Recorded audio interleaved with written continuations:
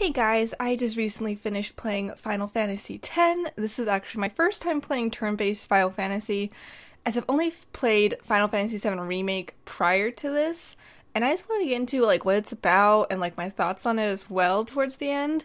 So we started playing this guy named Titus, who plays blitzball professionally, which is it's soccer and American football at the same time, and I had to play it, and it was very confusing, and most of the time I had no idea what I was doing. Anyways, so, we're a blitzball player in a place called Zanarkand, and then we get sent 1,000 years into the future, where Zanarkand is now a wasteland of a city that was destroyed. We don't know why, but we're just there.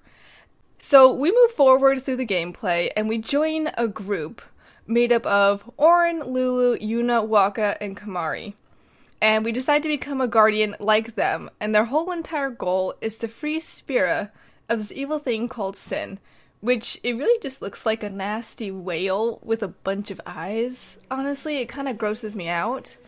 And in order to defeat Sin, which is the thing we're saving the world from now, Yuna, the summoner, has to collect all Aeons and the final Aeon in order to kill Sin for peace at the cost of her own life. Which, by the way, my favorite Aeon in this entire journey was the one I named Doggo. I do believe his real name is Ifrit or something like that, but he's like a doggo with abs. And he's my favorite. So, we killed some monsters on our journey, and we eventually get a new member to the group named Riku, who, by the way, is absolutely, adorable personality-wise, but I didn't use her that much in battle. She's not the strongest defense character out there, but she has her uses at certain points in the game. And then we start killing more creatures, and a lot of this boss killing left in our wake, and we defeat a dude with Yu-Gi-Oh hair, and we finally get to the final Aeon, which we get from this lady named Yunalesca. And no surprise, but surprise, it's actually all a sham. One of the Guardians, which is our group, have to be sacrificed to become the final Aeon to kill Sin. But then, and this is a surprise to everybody, the final Aeon used to kill Sin becomes the new Sin. See the problem? So, us as a group, we're just nah, we're not doing that. So, we kill Yunalesca and become traitors of Yevon. And then we set out to find a way to kill Sin for real, which, by the way, surprise, surprise, we have a lot of surprises now.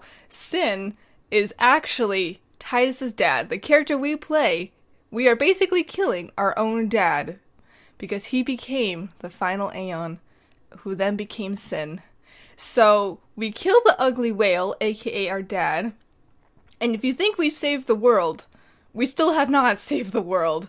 We now have to kill all of our precious Aeons that we've battled with through our entire journey. So you, Yevon, who's the first summoner ever, can never bond with another Aeon ever again to become Sin. So, with a lot more battling, we defeat you, Yevon, for real. Who honestly looks like a weird blob. I can't really describe it, but it's a weird blob, you know? And that still isn't it. We've saved the world, we don't have Sin, and that's not even the end. There's so much to the story. And so, what happens next is the character we've been playing, Titus, we actually never went to the future. Zanarkand that we knew was actually just the afterlife / a dream. And because our connection with Sin, who was our dad, and everyone else in the real world, we, as the character, were brought to reality, and once Sin and all of the other Aeons died, we actually went into the afterglow, afterlife, and disappeared. Now, that's the end of this story, but it's actually part 1 of the entire story. There's actually a part 2, aka Final Fantasy X X-2, and that is after Sin has been dead, for real, for 2 years. I haven't started playing that one yet, but I really, really enjoyed Final Fantasy X as a whole. So while I loved this game, there was something not intuitive about the actual interface because it is an older game. To move in the menus, you had to click circle and not use the D-pad or the joystick to move left or right. It was like to get to the menu, you had to click circle. It was not very intuitive. And lastly, the character level up skills area is very overwhelming. Like, look at this. There's so much here, and it's a giant grid of choices that you have to make. And as you go on with the game, it gets easier and easier. But when you first start out, it can look very overwhelming, and you kind of have to think, where do you want to go with this?